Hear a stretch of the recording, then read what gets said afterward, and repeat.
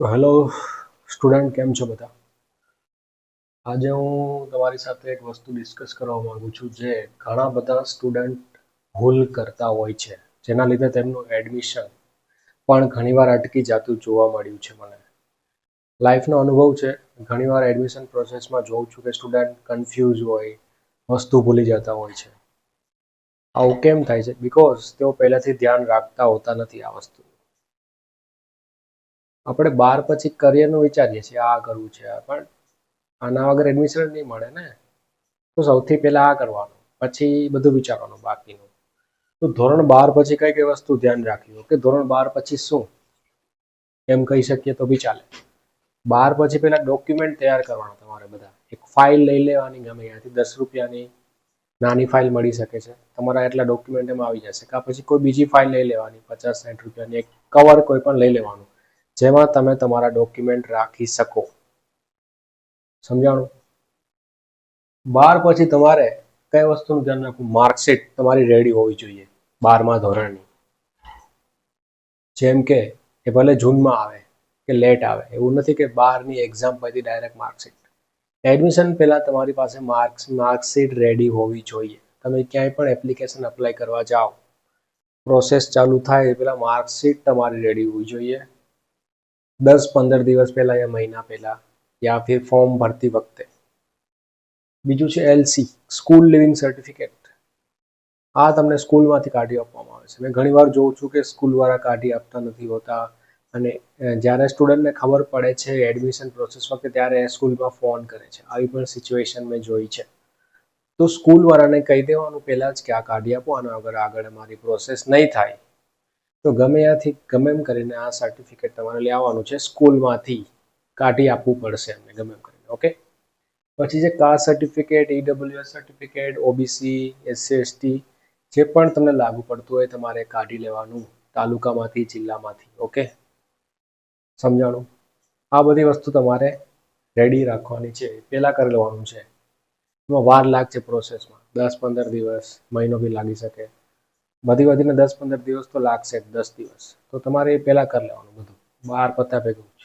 પછી income certificate કાઢવી લેવાનું તાલુકામાંથી, જિલ્લા પંચાયતમાંથી, જ્યાં તમે રહેતા હોય. સમજાણું? ઇન્કમ સર્ટિફિકેટ તમારું રેડી હોવું જોઈએ. આવકનો દાખલો, જાતિનો દાખલો. પછી છે EWS. ઓકે, આવી ગયું. નોન ક્રીમી લેયર, જે લોકો OBCમાં આવે છે ને નોન ક્રીમી લેયર કાઢવાનું છે, પોલીસ સ્ટેશનથી કાઢવાનું હોય છે. પછી છે આધાર કાર્ડ. તમારું આધાર કાર્ડ રેડી હોવું જોઈએ એડમિશન પહેલા, મહિના પહેલા એડમિશનના પ્રોસેસના, યા ફોર્મ ભરતી વખતે. આ બધી વસ્તુ તમારી રેડી હોવી જોઈએ. આધાર કાર્ડ, પાસપોર્ટ સાઇઝના ફોટા પડાવી લેવાના. પછી આવે છે એપ્લિકેશન ફોર્મ.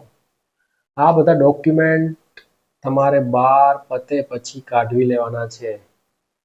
જેમ કે school leaving, caste certificate, income certificate, non creamy layer, Aadhaar card, passport સાઇઝના ફોટા.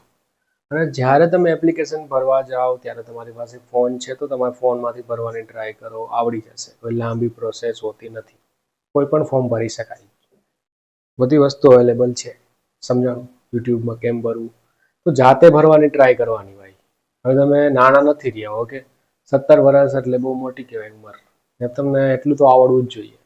બીજી વસ્તુ છે, સાયબર કાફે ભરવા જાવ તો એના પર આધાર ન રાખો કે તમારું ફોર્મ સાચું જ ભરશે, ભૂલ નહીં કરે. હવે એની કઈ જવાબદારી છે નહીં. હવે એ તમે જાઓ છો એટલે ભરી દે છે, એને આવડે છે એટલે. તમારી જવાબદારી છે કે ફોર્મ ચેક કરવું 10 વાર આંખ ખોલીને. સમજાણું? ઊંઘમાં નહીં રહેવાનું, આંખ ખુલ્લી રાખવાની અને ફોર્મ ચેક કરવાનું. સમજાણું? યાર 10 થી 15 વાર ચેક કરી લેવું, બધી ડિટેલ સાચી છે. કાં તમારે ખુદ ભરવાનું, ભરાવો છો તો પછી ચેક કરવાનું 10-15 વાર. મિસ્ટેક ના હોય, તમારું એડમિશન ના અટકે પછી. કારણ કે પ્રોસેસ ટાઈમે તમે પછી ક્યાં ચેન્જ કરવા જાવ છો? તમને મોકો નહીં આપવામાં આવે, એટલા દિવસ આપવામાં નહીં આવે. કટોકટીની પરિસ્થિતિ હોઈ શકે. તો તમારે સાથે ભરવાનું ફોર્મ, મોબાઈલમાંથી ભરાઈ જાય, પપ્પાનો ફોન યુઝ કરવાનો, બીજાનો ફોન યુઝ કરવાનો. કે સાયબર કાફે જાઓ તો માથે રહેવાનું, ચેક કરી લેવાનું બધી ડિટેલ, નામથી લઈને ફોન નંબર, જાતિ, જે પણ ડિટેલ હોય, કેટેગરીઝ, વોટ એવર. ઓકે, બધી વસ્તુઓ તમારે ચેક કરવાની છે. બીજું, આ બધું નીકળી જાય પછી તમારે બધા ડોક્યુમેન્ટ રાખવાના એક જગ્યાએ. બીજી વસ્તુ, તમારે બધા ડોક્યુમેન્ટની 2 ઝેરોક્સ રાખવાની પાસે. એ બધું એક સેટ તૈયાર કરીને રાખી જ દેવાનું. આમાં તમારું મગજ રહેવું જોઈએ. દિવસમાં તમને એકવાર વસ્તુ યાદ આવવી જોઈએ, જ્યાં સુધી આ પૂરો સેટ તૈયાર ના થાય. 12 પછીની વાત કરું છું, વેકેશન ટાઈમની. બીજી વસ્તુ છે, ત્યારે તમે ફોર્મ ભરો, આ બધા ડોક્યુમેન્ટ રાખવાના, એની ઝેરોક્સ રાખવાની ફાઇલમાં, એક ફાઇલમાં રાખી દેવાના બધા ડોક્યુમેન્ટ. પછી આવે છે એપ્લિકેશન ફોર્મ. જ્યારે એપ્લિકેશન ભરો તો એમાં જે વસ્તુઓ જરૂર પડતી હોય, એપ્લિકેશન ફોર્મ, ઓફર લેટર, ચિક્કાસનું આજકાલ બહુ બધી પ્રોસેસ લાંબી છે, લેન્ધી થઈ ગઈ છે, કોમ્પ્લેક્સ થઈ ગઈ છે. તો તમારે એનું એપ્લિકેશન, ઓફર લેટર, એક્સેપ્ટન્સ જે બી કરવાનું હોય એ બધું ટાઈમે કરી લેવાનું, અને એની ઝેરોક્સ, એમાં જે તમારી પાસે આવતી હોય વસ્તુ, ખાલી ઓફર લેટર નહીં કાઢવાનું, એપ્લિકેશન બી કાઢવાની, તો બંને વસ્તુઓની ઝેરોક્સ રેડી રાખવાની. જેટલું ઝેરોક્સ નીકળતું એટલું કાઢી જ લેવાનું. ઉતાવળમાં ક્યારે નહીં કાઢવાનું, સમજી વિચારીને જોવાનું. બીજા લોકોને પૂછવાનું. ઘણા સ્ટુડન્ટ પૂછતા નથી હોતા, આજુબાજુ બધું રેડી હોય છે, પોતે એમના બેઠો હોય છે કલાક સુધી. તો આજુબાજુ જોવાનું, પૂછવાનું કે ભાઈ ઓકે આને શું છે ફોર્મ, ઓકે રેડી છે, એટલું તો કરી શકાય કે નહીં?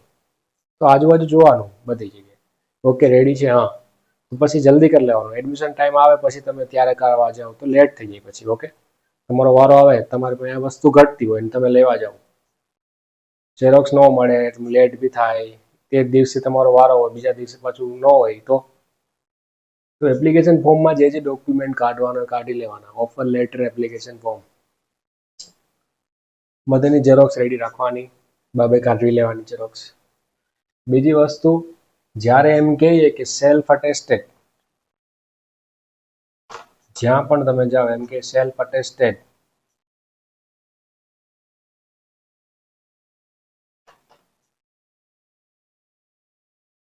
સેલ્ફ અટેસ્ટેડ એટલે તમારું જે દસ્તાવેજ હોય, ડોક્યુમેન્ટ હોય, એમાં નીચે સેલ્ફ અટેસ્ટેડ લખવાનું, એના પછી સાઇન તમારી કરવાની, સિગ્નેચર કરવાની. આ સેલ્ફ અટેસ્ટેડ લખ્યું પછી નીચે તમારી સાઇન કરવાની. ઓકે, આવી રીતે આખી પ્રોસેસ કરવાની. ખાલી સેલ્ફ અટેસ્ટેડ લખીને છોડી નહીં દેવાનું, ખાલી સાઇન કરીને નહીં છોડી દેવાનું. આ રીતે પૂરી પ્રોસેસ પૂરી કરવાની. 12 પછી તમારો થોટ આ હોવો જોઈએ, પહેલો વિચાર તમારા મનમાં આવવો જોઈએ કે આ બધું રેડી છે.